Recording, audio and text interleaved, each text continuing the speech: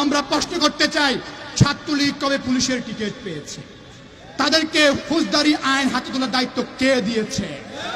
এই দায়িত্বদেরকে কে দিয়েছে?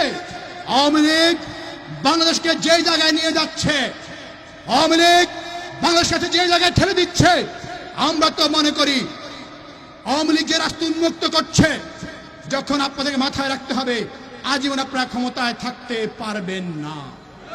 আজকে যে সকল নয়া নয়া ডাইমেনশন দিয়ে বিরোধী দলকে দমন করার চেষ্টা করছেন, বাংলার মানুষ আপনারা যখন বিরোধী দলে যাবেন তখন নিশ্চয়ই মাথায় রাখতে হবে এগুলো আপনাদের উপরে প্রয়োগ করা হবে ইনশাআল্লাহ। বাংলার মানুষ আপনাদেরকে ছাড় দিবে না। সর্বশেষ একটা কথা বলতে চাই, 1971 সালে পাকিস্তান মানুষের ভোটাধিকার কেড়ে নিয়েছিল, বাংলার মানুষ পাকিস্তানকে লাল কার্ড দেখিয়ে দিয়েছে।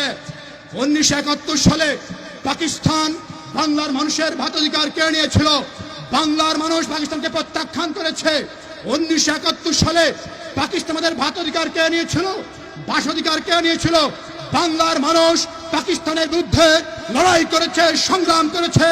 আমরা বিশ্বাস করি যে আজকেও আওয়ামী সরকার বাংলা মানুষের ভোটাধিকার ফিরে দিতে ব্যর্থ হয়, বাংলার মানুষের যার যা কিছু আছে তাই নিয়ে আওয়ামী লীগের বিরুদ্ধে ঝাঁপিয়ে পড়বে ইনশাআল্লাহ।